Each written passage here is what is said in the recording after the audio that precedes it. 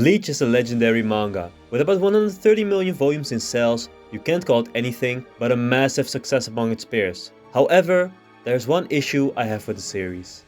A pretty big one. The story of Bleach is all about a rebellious teenager fighting against a cold-hearted strict society and even fate itself. But there's one character in the story that is disregarded when it comes to this idea. Let's discuss Mayuri Kurotsuchi and his lab-created daughter, Nemu.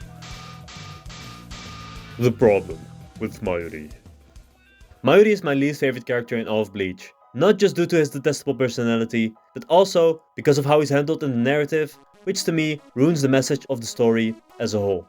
I don't see this discussed in the community much, so I'd like to make Bleach readers at least a little bit more critical through this video. Quick disclaimer, I'm not trying to say that you are a bad person for liking Mayuri or Bleach, so don't feel bad. I love you all, unless you are evil.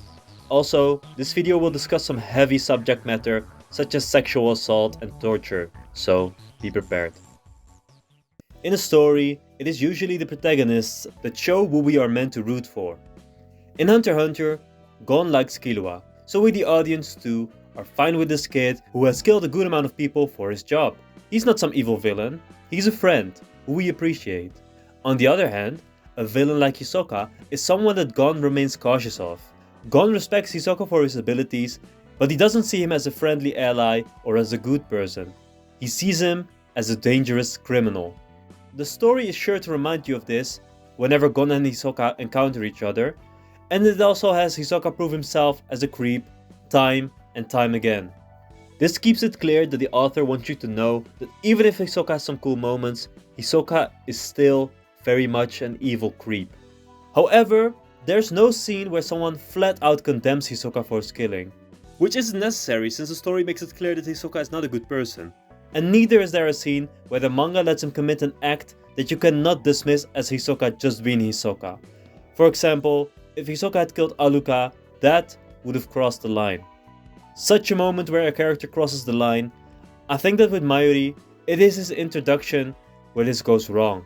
Not only does he beat up his daughter relentlessly and kill his own subordinates for no reason, he also reveals he has killed tons of innocent Quincy's, including Uryu's very own grandfather. Typically, with such an evil character that can only be described as a monster, either the story keeps them as an overarching villain, or just kills them off entirely.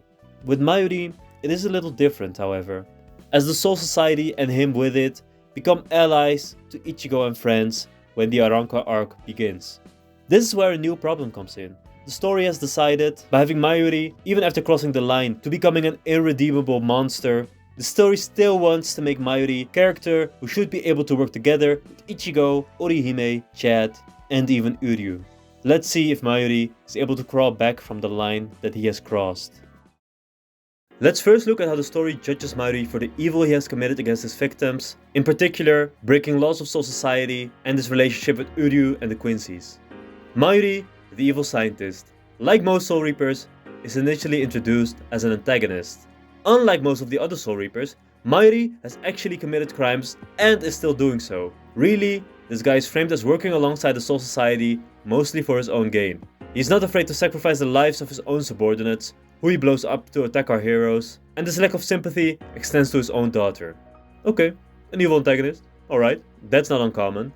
During his fight with Uryu, Mayuri proceeds to tell everything about his history with the Quincy's. As stated in the text, this is a race of supernatural beings that Uryu is a part of. This scene happens because there needs to be some exposition on who Mayuri is, but also because Mayuri is a sadist who likes seeing Uryu squirm. Mayuri tells Uryu that he has experimented on Quincy's. He has drilled holes in their skulls, messed with their minds, and made them burn their own children to death. For the sake of experiment. Oh wow, that's dark. Mayuri continues by saying he bribed some Soul Reapers in the world of the living to delay rescuing these Quincy's from hollow attacks, so that they would die, be summoned to Soul Society, and Mayuri could kidnap them from there. A crime that will never be addressed. But I'm getting ahead of myself. The only job of a Soul Reaper is to rescue people from hollows, and Mayuri actively got in the way of this goal, going against everything that the Soul Society stands for.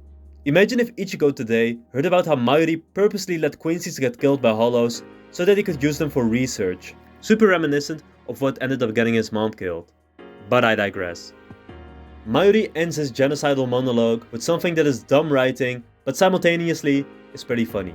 Mayuri happens to have taken a picture of the last Quincy he killed. Coincidentally, he happens to have it in his pocket at this very moment as well, and then he decides to show it to Uryu, and of course, it happens to be Uryu's grandfather on the picture. And Mayuri includes a fun fact about how this old man was calling out for Uryu's name while being tortured until his dying breath. So we now know that Mayuri played a big role in the genocide of the remains of the Quincy's, including Uryu's very own grandfather and mentor. That is not cool for Uryu, a main cast member who we have grown attached to. I bet this will get some follow up in one of the next arcs, since we have to keep working with Mayuri from here on out, and this tension between Uryu and Mayuri is left unresolved at the end of this fight. I too am aware that saying stuff like that in this tone of voice means it is not going to happen. The Arrancar arc, no mention of Mayuri's Quincy killing. Fullbring arc or Lost Ancient arc, no Quincy's in that arc at all, except for in the hospital. Even during the 1000-year Blood War arc, when all the Quincy's who were secretly still alive all poo up again, Mayuri's past with the Quincy's does not get paid any attention to, as if he didn't play a big role in killing the last of them, making the end of their lives hell. This man did an ethnic cleansing of an entire race, and yet the story wants us to treat him as a cool scientist guy with epic battles. Very normal storytelling, very normal.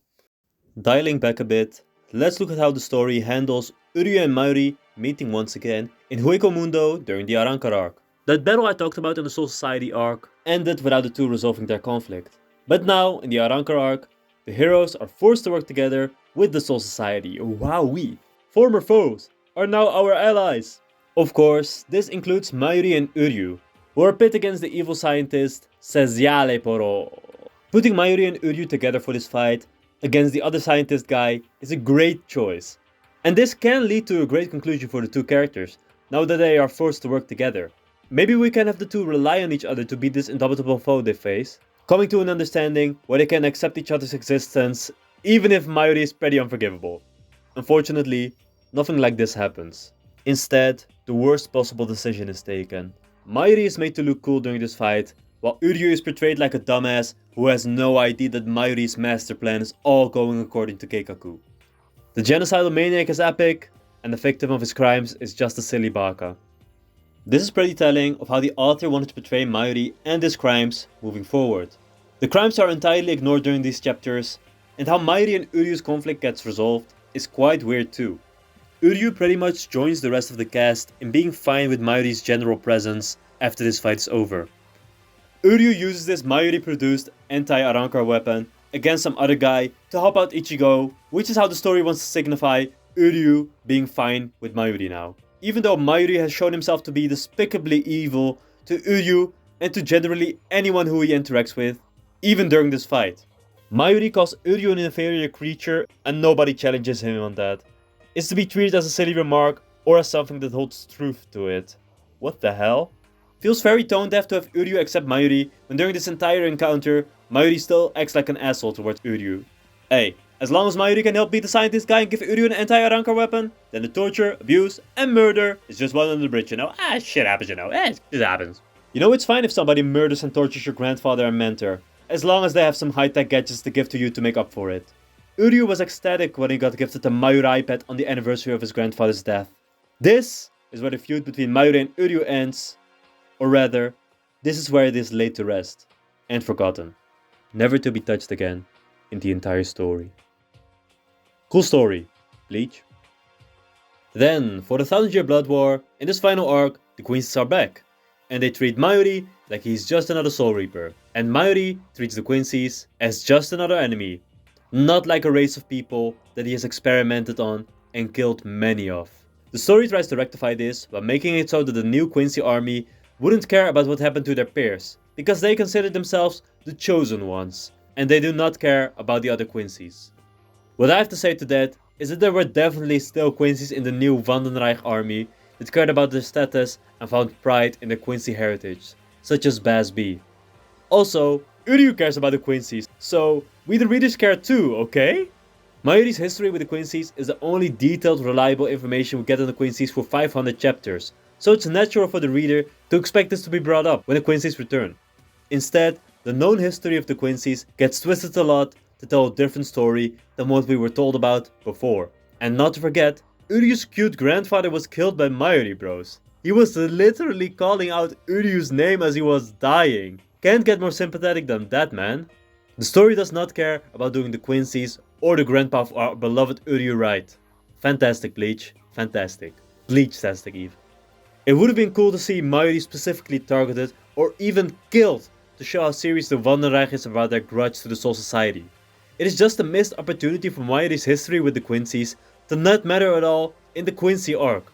Even those Quincy's he committed multiple crimes for to research didn't end up mattering for the anti-Wanderreich plan that Mayuri comes up with, nor for the Wanderreich's motivations. Even antagonists are forgiving of Mayuri's crimes. Huh.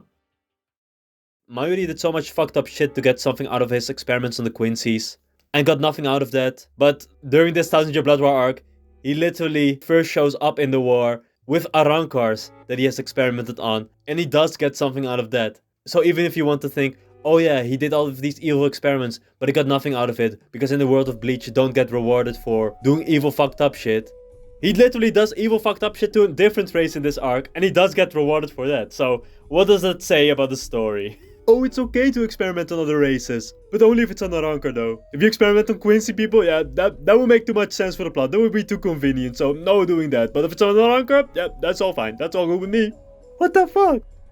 With this new role of ally to the protagonists, the story might show you some of Mayuri's bad sides, but most of the time when he's on screen, he's the coolest person on the field. Fighting Uryu, he might have looked a little evil with killing Uryu's grandpa and all, but in his fight with Sajal, he's the one who beats the Espada in the coolest way imaginable, while Uryu is the butt of the joke. Him raping his daughter afterwards, too, is played for laughs as a wacky quirk, rather than treating it like something fucked up is happening. This is similar to the fight with Pernida, the giant Quincy hand, and Mayuri is left as the sad man who lost his daughter, while being thanked by his colleagues, who we are supposed to like. Okay, one of them is similar to Mayuri as being introduced as a prick, but Ikkaku was definitely always a cool guy from the start. And Toshiro is supposed to be cool as well. A poor abuser, losing the daughter he loved beating the shit out of. So sad. Even one of the best friends of Uryu and the main character of the story, Ichigo, treats Mayuri like he is just another Soul Reaper. And this is played completely straight, mind you. Both times these two meet, it's just two dudes talking. In their first time meeting, Ichigo makes a little fun of Mayuri, but it's really not that serious. There's no emphasis on Ichigo being oblivious about Mayuri's crimes, or that Ichigo makes fun of Mayuri due to knowing about his despicable acts. There's some emphasis put on Ichigo being afraid of Mayuri when he senses his presence, seemingly due to knowing about the guy, which only makes his casual friendly interactions with Mayuri here all the stranger. In that 1000-year Blood War arc meeting, Ichigo even treats Mayuri as someone who he should respect. He really sat his ass down and listened to Mayuri. This scene once again having Mayuri put into a position of someone who others should look up to, because he knows exactly what he is doing and you are an idiot if you can't keep up with him. This framing of Mayuri makes it seem like the manga doesn't really think of Mayuri as evil, but instead views him as an anti-hero with some wacky quirks to him. So, what do you think? Is the manga trying to show that Ichigo is a bad person because he's completely fine with Mayuri? Or is the author just deliberately understating Mayuri's crimes for some reason by having nobody pay attention to them and the story itself treating any additional creepiness as a joke? Call me epic rap battles, because you decide! Personally, I think this all could have been fixed by setting up Ichigo and the gang as more reluctantly working alongside the Soul Society, or at least having Ichigo and the gang directly comment on or confronting Mayuri. Please keep all this in mind as we move on to the next part. Let's take a close look at Mayuri's relationship with his daughter, Nemu. The problem with Mayuri, finding Nemu. This is frankly the most disgusting relationship I have seen in the Shonen Jump series. Let's get back to the fight between Uryu and Mayuri, where Nemu is introduced. Quick recap of this fight. Uryu has made sure Urihime got out of the way of this fight, since she sadly won't be adding anything more to the story arc, and Mayuri has been easily dodging Uryu's attacks. Uryu finally gets to hit Mayuri, and then Nemu jumps into the frame. The first thing Nemu does is jump in to stop Uryu when he tries to shoot at Mayuri. Mayuri, in response to this, doesn't only stab Uryu, but also slices through Nemu, who tried to protect Mayuri. For doing this, Mayuri beats the shit out of her. Nemu's lying on the ground after this, huffing for her life, to which Mayuri responds that she should shut up. Oh, when Nemu asks for medicine so she can breathe normally again since her lungs are damaged, Mayuri proceeds to kick the shit out of her some more. Uryu screams to Mayuri to stop this meaningless violence, but Mayuri says he's allowed to do this since he created her. Mayuri is the father to the lab-created Nemu. It's really gross that after Mayuri kicks the shit out of his own daughter, he has the audacity to say that a woman's scream sounds better than a man's when he's attacking Uryu. I prefer the sound of kicking my own daughter to the sound of kicking someone of a race I deem inferior. And you know why? Because she is a woman. This says a lot about Mayuri's state of mind. Of course, at this point, Mayuri is still solely an antagonist, but do keep all of this in mind as he later takes on more of a protagonistic role, while remaining unjudged for his actions. Uryu's judging of Mayuri doesn't count because he takes it back later, inconsistent dork.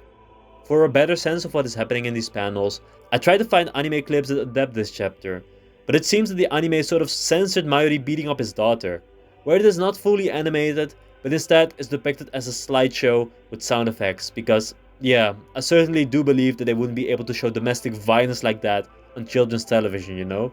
Also, this just tells us, okay, this isn't okay at all. It would be rational to conclude here that Uryu is right in the situation and that he thinks it is not okay for Mayuri to beat up his child. Through the protagonist's reactions, in this case Uryu, we are shown what we are meant to feel about Mayuri, and Uryu is so disgusted with Mayuri's behavior, both towards the Quincy's as to his own daughter and comrades. Nemu might have been created in the lab, but the way Uryu treats Nemu after the fight is over tells us that she is to be treated as a human being, just like any one of us. There's another fight with Mayuri and Nemu, the one with Saziale Poro. After this fight is over, Mayuri heals Nemu by molesting her unconscious body without consent, which is also known as rape. This is shown off screen, but you get the emphasis on Nemu moaning and Uryu and Renji's reaction, so you can imagine yourself what exactly Mayuri did to Nemu. This is fucking disgusting. You can try to argue that it was something else, since Mayuri says it only looks gross, but remember that he is Nemu's creator. Having her be healed by doing something that looks obscene was his choice. In fact, how does one even make it look like they are molesting someone without actually molesting someone? It's pretty clear that Mayuri is actually doing some disgusting creepy shit in this scene, or at least, it is a very valid interpretation to make of this scene. It's pretty much what the story frames this as. And this is all played for laughs. And what led to this scene in the first place is the enemy implanting an egg within Nemu, which seems like some strange fetish shit that the author threw into the story for whatever reason. Women are victim to the weirdest shit in this series, man. Mayuri also programmed Nemu so that when she heals someone, she puts her chest in the bruised person's face. Or at least, Mayuri forced Nemu to do that to Uryu. What a degenerate thing to make your own daughter do. Notice how this is all played for laughs. Notice the difference in reaction to Nemu's abuse in the Soul Society arc compared to what is happening here in the Arrancar arc. Where the story first made a serious point about how bad abuse can be, the story has now decided that actually, abuse is funny. Look at these reactions. Oh, how awkward it must be for Renji and Uryu to see Mayuri molest his daughter's unconscious body. Oh, wow. Mayuri is such a quirky, silly guy. Wow, fun, yay. What's funny, yay. This sucks. This sucks so much, man. I think one example that tells you all you need to know about Nemu's upbringing is the Female Soul Society members meeting in a bonus comic in volume 23, in which each member of the Society of Female Soul Reapers designs a phone that the Soul Society can use to communicate with each other. Look at all these cute designs. Wow, these are some well-adjusted women. Let's see what Mayuri's daughter came up with. We have not seen much of Nemu at this point, so this is a good moment to give some additional characterization to her, especially since Mayuri is not here to directly influence Nemu in any way. Nemu, show us your phone design. Oh. It's even described as obscene, so you can be sure it's not something gross like a phone shaped like poop, but instead, it's something more phallic in nature. Wonder how Nemu came up with that design. Maybe it has something to do with the nature of her upbringing and how Mayuri programmed her. Very clear. So let's get this straight. Nemu is a well-endowed doll, created in a lab by a criminal scientist, Mayuri. This Mayuri guy has made sure that this doll acts and looks like a doll, and that whenever the doll steps out of line, she will take all of Mayuri's beatings. Mayuri loves torturing women more than men, which explains what sexy modeled the doll after. Mayuri has also made it so that this doll can easily be healed. This is done by molesting the doll in some way, to which the doll will make moans of pleasure. This doll is used to degenerate ways of thinking, as seen in how she will stuff another man's face with her breasts if so desired by the person she calls master. And when this doll has to design something herself, it will look like an obscene object. Is her mind programmed to think of obscene things like this, or has she seen this shape before in Mayuri's lab? Typing this out made me genuinely want to puke, and the story treats this all as a joke or just disregards it entirely. Yo, Renji saw off the shit, he didn't give a fuck.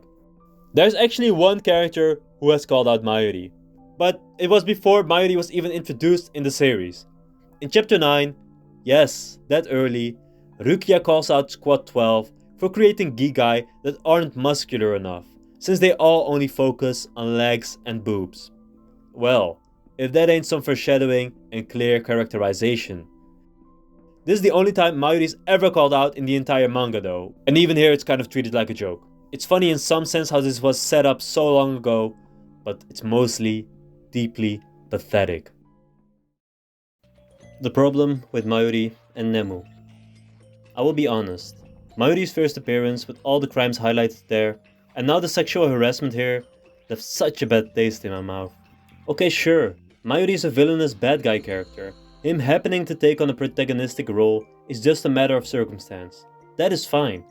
But it gets really hard to even enjoy a scene like Mayuri damning the despicable Sazale Poro to infinite torture, which is so cool in theory.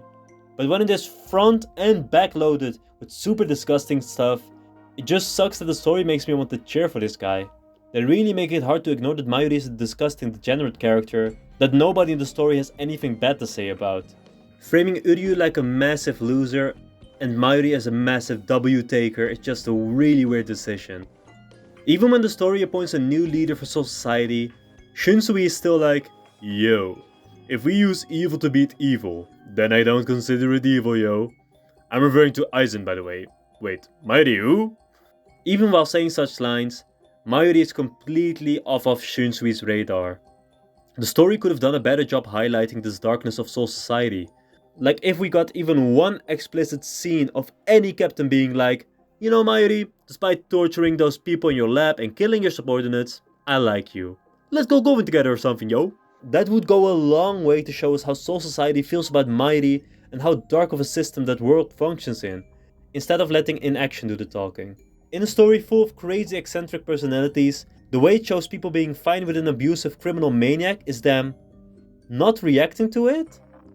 That is pretty strange. With how unabashed Mayuri is in his behavior and his known criminal record, you'd think that people would be more wary of him, and especially that the stronger and more righteous characters would have something to say about Mayuri's problematic doings.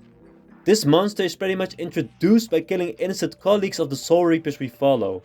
Not addressing this in the story at all, outside of Uryu, makes it seem like the cast is all in support of Mayuri, rather than being against this ultimate evil that roams about.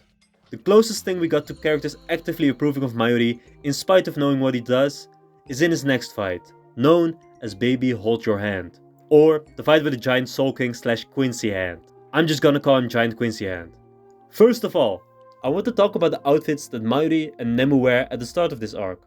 Mayuri is a smart man, and you can tell. He made an outfit that shines light, so that no Quincy's can use shadows around him to sneak attack him. And he was also smart enough to design an other shiny outfit that allows him to show off his daughter's body. This is pretty creepy, but also very fitting with Mayuri's previous disgusting characterization. Also notice how when someone meets Orihime, they always have to comment on her body, but when Mayuri dresses up his daughter in a perverted way, then nobody has even a thought bubble left to spare to judge him.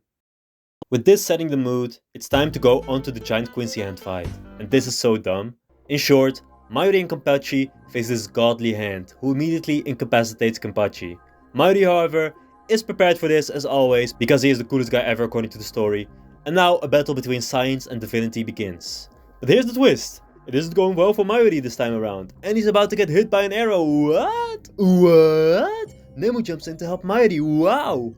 As a response, Mayuri gently grabs Nemu by her hair and calmly throws her into a wall. This panel kind of reminds me of when Ichigo carefully moves Aizen to a different location at the end of the Arrancar arc. Two very wholesome situations. I will stop being sarcastic now.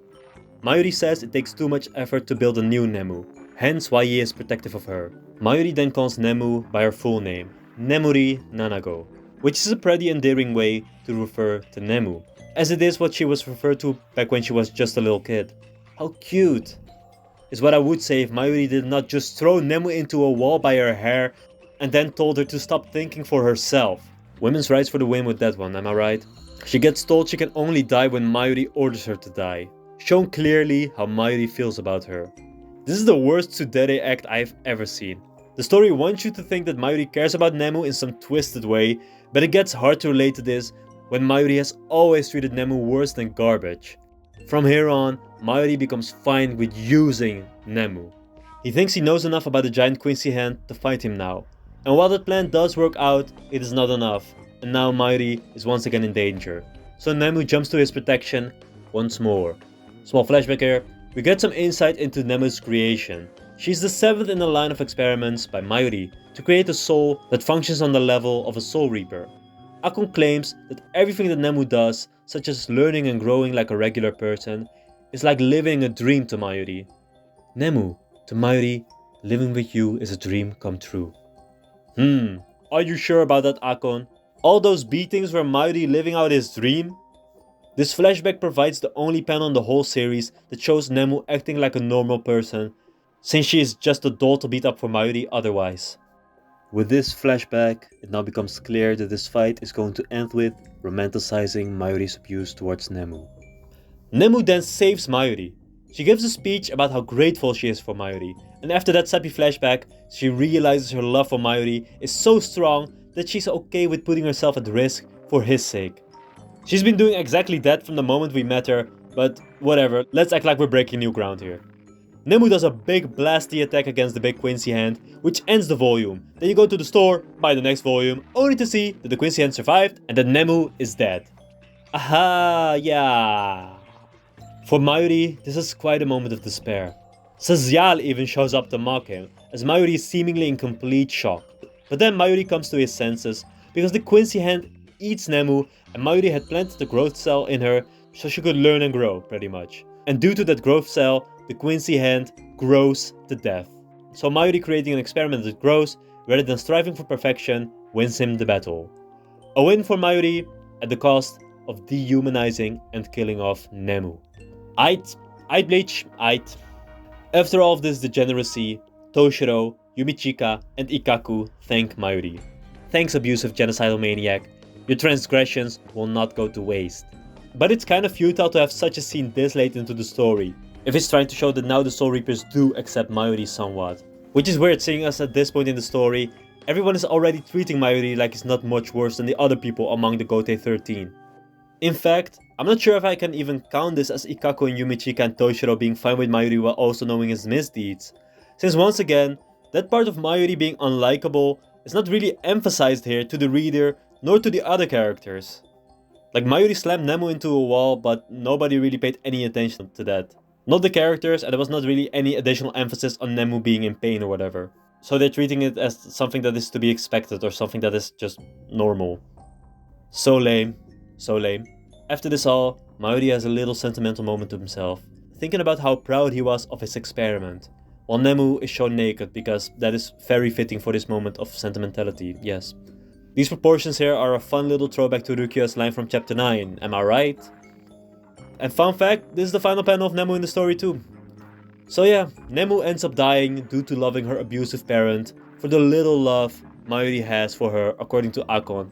And it is Mayuri who's the victim of losing his daughter here with a moment of despair and deeply missing the person he used to beat up from the start of the series all the way until her death. I hope you are now aware of what is wrong with this fight.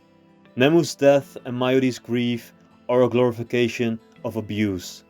Why does the story make the fight where Nemu comes into her own a fight where she sacrifices her life for her abuser? Why does the story want to make us sympathize with the racist groomer's grief rather than having us lament over Nemu's tragic death? Why do we prioritize Mayuri over Nemu?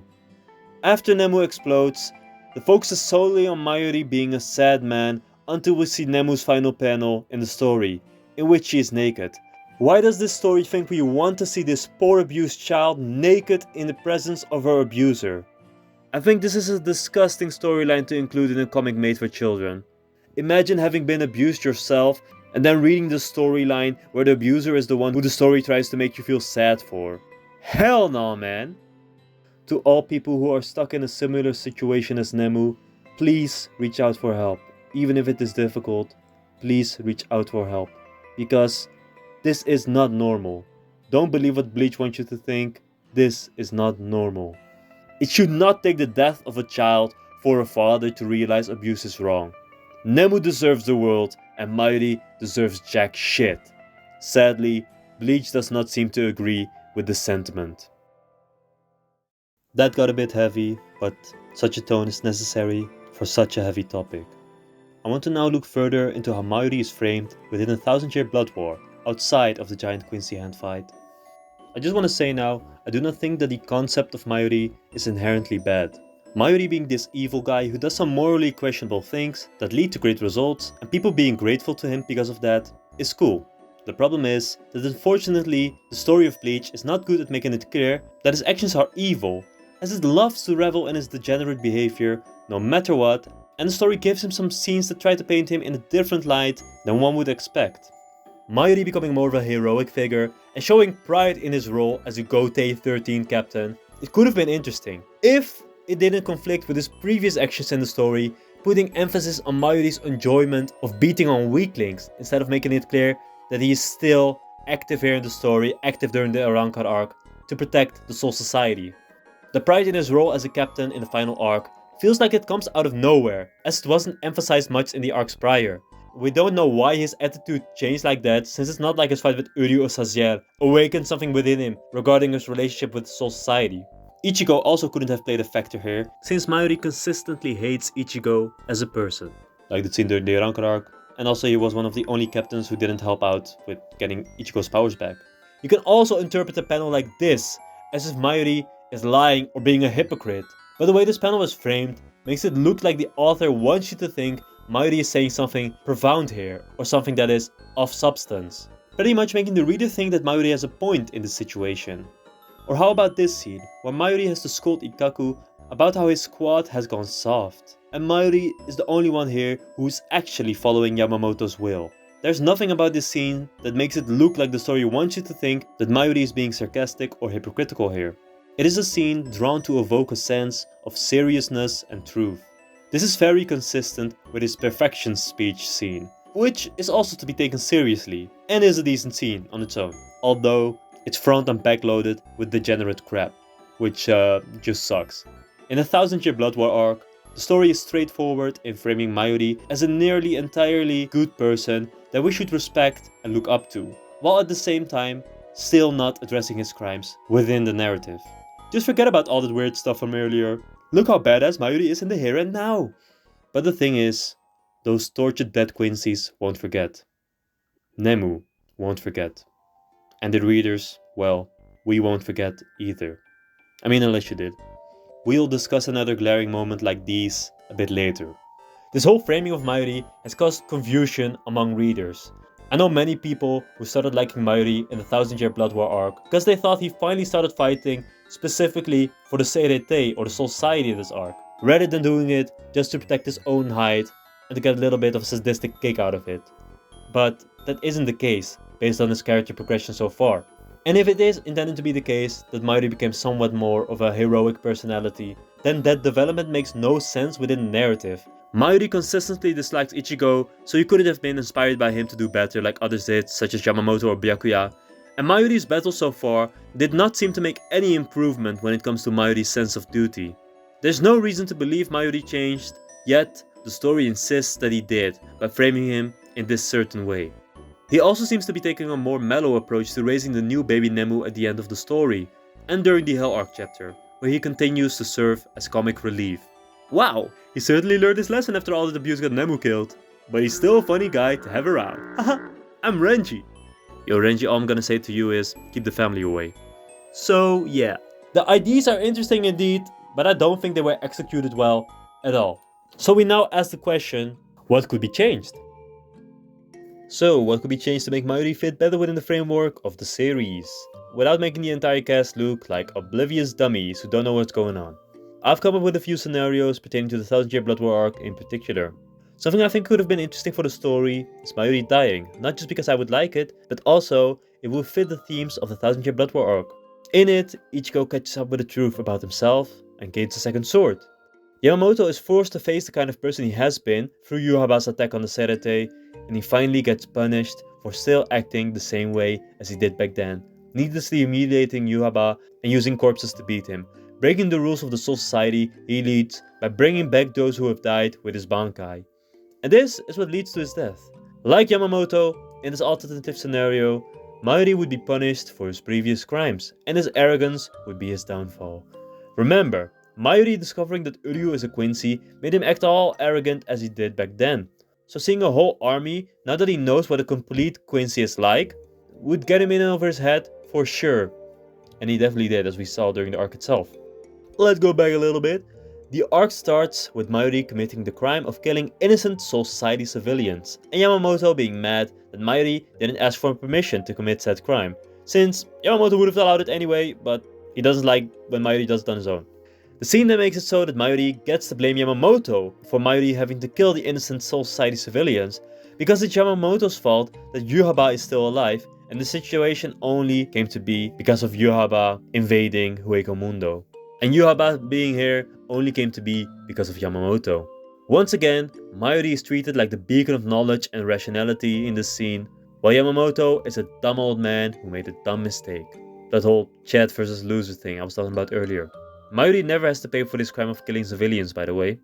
This scene tries to make it seem like Mayuri is actually morally in the right when he killed those innocent civilians. The only one who is really here to blame is Yamamoto, according to the story.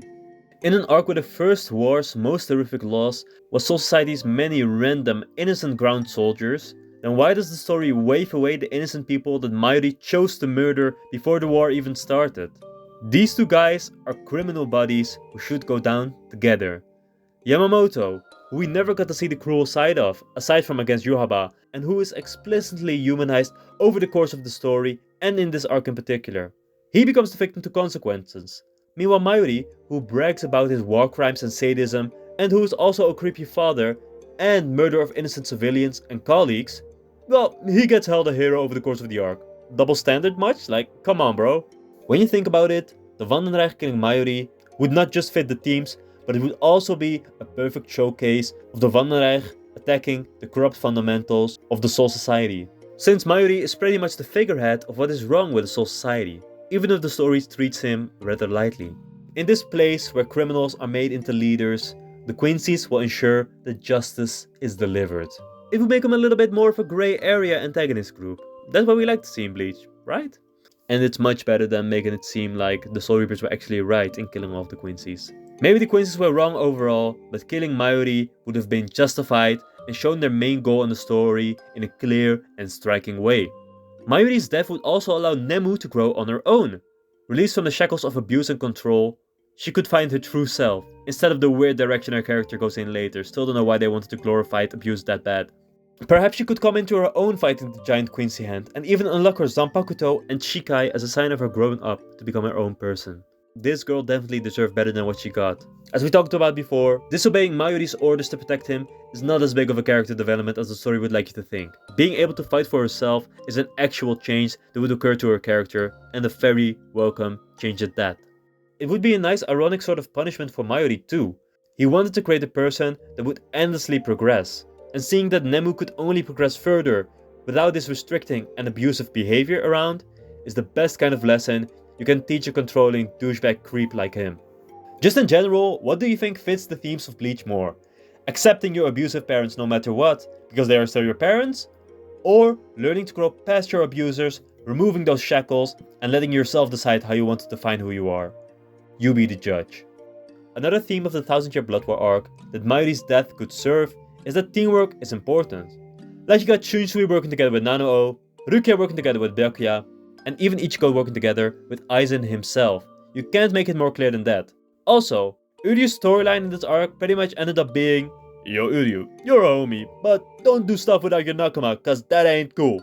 Teamwork makes the dream work. I'm Ichigo, haha. Mayuri is known for shouting at Nemu to stay out of a fight. In the actual story, it was Nemu refusing to listen to Mayuri out of love that lets Mayuri survive. In his alternate take on the story, Mayuri refusing to let Nemu help him out would end up being the death of him, which contrasts nicely with all the Soul Reapers like Shinsui or Ichigo who were able to put their prejudice to the side and attain the power of friendship to defeat evil. Epic time. What also feels off about Mayuri's fight with the giant Quincy hand is that the giant Quincy hand is one of the only Vandenrag characters who is explicitly proud of being a Quincy, which would be a perfect matchup against Mayuri who killed his brethren and also still thinks of Quincy's as an inferior species. Although it would be better if the giant Quincy hand was not killing Mayuri out of revenge, because generally in Bleach, revenge is bad. If you want to avenge someone, usually you lose. So if the giant Quincy hand were to beat Mayuri without realizing what awful things Mayuri has done to his brethren, there would be some nice poetic justice thrown upon him, and also a good way to hype up Yuhaba's Royal Guard by having them get an actual kill, that is, not a screen. And I may fix that though with Squad Zero, but you know what I mean. Mayuri's death would also be an interesting story development in the middle of the war. We could see how the Soul Reapers would react to losing the powerful ally that just saved our captains from certain defeat by turning them into zombies and beating the powerful zombie Sternritter himself. It would certainly spice up the plot a little. They could have also done this for Ukitake and Kumamura since they died too, but apparently nobody cared about losing such important and powerful captains during the war. Everybody was just like, yeah, I guess that's it. Another day, another victory for the OGs. Another idea for Mayuri's death would be to have Uryu deal the final blow to Mayuri with his new antithesis power that was given to him by Yuhaba. This to hype up this power in the first place, but also to make us believe that Uryu might have actually turned against Soul Society by killing one of the captains to gain further trust from the Stern Ritters. Because honestly, if you're reading the story, nobody thought Uryu actually turned evil. Although maybe the antithesis ability would have to be changed somewhat to fit this alternative narrative. Or if you think you can come up with a scenario where the antithesis beats Mayuri, feel free to share it in the comment section. Also, since this is the first arc where Akon gets more prominent scenes, like showing his competence when he opens the gate for Ichigo to come to Soul Society, or his kindness in Nemu's flashback, and with this being the final arc of the story anyway, it could be nice to end the story arc and the manga in general with making Akon the new head scientist in a new, less criminal-ruled Soul Society. With the deaths of Mayuri, Yamamoto, and Unohana, the latter two admittedly having turned a new leaf before death, the story could end with not only Ichigo being accepted by Soul Society, but also the Soul Society having learned how to run a fair society without war criminals running the place. Better ending than insert series you dislike here. Ranu. Now enough about Mayuri dying. I think it could be interesting too if instead of dying, Mayuri was put in jail for his crimes. Because let's get this straight, Mayuri has committed tons of crimes. We've already discussed reasons why Mayuri deserves punishment, both in universe and also for how the story frames him as a general menace within scenes such as the battle with Uryu, bragging about torture, killing his own colleagues, and continuously abusing his own daughter. He bribed Soul Reapers, which is a broken rule within Soul Society, and he also broke trust with us by abusing his daughter and bragging about ethnic cleansing. He deserves jail at the very least. Putting Mayuri in jail at the end of the story would be a nice full circle moment to the earliest point that we saw him in the story. Also in jail, it was kind of hinted at that letting Mayuri do his thing without Urahara around could cause trouble for the Soul Society. But it never really did as far as we see. He only caused trouble for his daughter, some Quincy's, and those innocent civilians and the colleagues of his that he blew up. And nobody seemed to care about any of those people anyway, because Bleach moment, does it? And if you think about it, all the darkness we see in the Soul Society of today was orchestrated by Aizen. Rukia's execution, Aizen did that. Shinsui using evil to defeat evil, that was also Aizen. Aizen was the first evil. The second evil was the second evil was Yuhaba. All the other darkness of Soul Society is either Mayuri, who's left unaddressed, or it's something that happened way in the past, like with Yamamoto and Unohana. But both of those characters turned a new leaf, so it's kind of hard to relate it to us, the audience here, compared to Mayuri. Wouldn't it be awesome if Mayuri got condemned for his crimes, put in a jail, but then during the new Hell arc, Soul Society would be forced to use him as a last measure against the new antagonists? I mean, it even brought back Saziale Poro as one of the first antagonists we meet. That's literally a villain that Mayuri defeated himself. Soul Society being forced to release Mayuri from prison because they need his strength and smarts. I feel like even fans of Mayuri would have really liked such a situation to exist. It would be an interesting development and thematic thinking piece of how the Soul Society previously operated with all these criminals. And now without those criminals, they get into trouble. The story kinda did this with Aizen already in the 1000-year Blood War arc, but he was only deemed a criminal due to waging war on the Soul Society itself, while Mayuri was likely put in jail back then for something similar to what we see him do in the actual story, namely torture and abuse and weird experimentation. The difference between the two is that Aizen was never super duper useful to Soul Society as far as we see, whereas Mayuri is shown beating an espada and he plays a large role as healer and combatant during the final war. Aizen's evil was never facilitated by Soul Society up until that point, while Mayuri's evil was. Thanks Kisuke. Putting Mayuri in jail and bringing him back for his strength would open up for a discussion about necessary evil, which is mentioned in Bleach, but never truly gets tackled head on. I want to mention one more way for how Mayuri's inconsistent characterization and overall weird treatment in the series could have been fixed to not make it look like the story is promoting a menace to society. It's a simple fix that would change the overall plot of the story the least. Just don't make Mayuri a misogynistic and sexually abusive father. And also focus less on the fact that Mayuri tortured the Quincy's.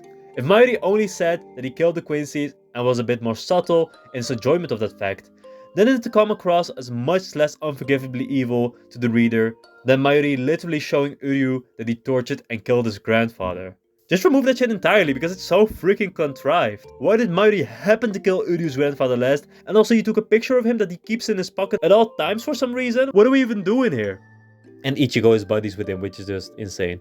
Mayuri never getting karmic retribution or having to face any of his crimes again after his battle with Uryu is disappointing to say the very least. Yo, Ichigo got 99 problems, but Soul Society ain't one. I don't think the anime will make any of these changes, since Mayuri is already integrated into the plot of the Hell arc now in the manga. So unfortunately, Nemu's cruel fate will stay the same, and Mayuri will be let off scot-free. Thank you Bleach, and thank you Ichigo and friends, for protecting the corrupt status quo that facilitates a degenerate child abuser and genocidal maniac that wants you and your mother dead. Conclusion. The video is almost over, but not yet. Conclusion. If Ichigo or any other good guy character other than Uryu would have said something about Mayuri, I would feel a tiny bit better about how the story handles him. Even if Mayuri got some comeuppance from the Quincy Wandenreich, even if it was just some karmic retribution, since the Wandenreich is not supposed to care much for the Quincy's that are in Yoruba squad. But it doesn't happen. Instead, the series ends with the Soul Society members having a goofy genocidal uncle around, relatable to the Zionists in Israel. Ichigo was able to break through the cold-hearted, strict Soul Society and even fate itself, but one character was never challenged and was never changed. Even in the Hell Arc chapter, we see Rukia's daughter thinking that Mayuri is such a cool guy. Dude is negatively influencing the youth like his last name is Tate. In a story like Bleach that tries to take itself seriously when it comes to its settings and the issues that it tackles, this is something I dislike a lot. After finishing the script, I kind of realized Mayuri is one of my least liked characters ever. I love me some goofs, and I also love me some fictional war criminals, but this portrayal of those archetypes does nothing but disgust me.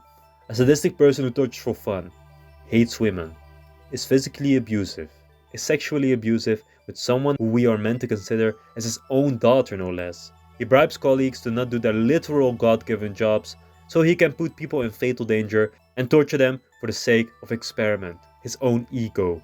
He has no empathy for life to the point that he blows up his own soldiers, people who respect him, for a threat as minor as fucking Uryu. And not to forget, he played a big part in the genocide of the remains of a whole race of people that was already on the brink of extinction. Not once does the story punish or criticize Mayuri for his actions. The only character that does is easily convinced to accept him, and we the readers are to view Mayuri as someone to root for and sympathize with. In a children's comic. Phew. This is not all I have to say about Bleach. I hope to make at least one more video on some other characters that will be a little more lighthearted than this. I just felt that Mayuri's position in the story is not as focused on in the series as it should be. It's definitely something the community should consider more when talking about the characters and the writing of Bleach as a narrative. I hope you got something out of this video. I mostly do videos on Hunter x Hunter, so subscribe for that, or for the one other Bleach video I got cooking up, I guess. With that, I love you, and bye bye!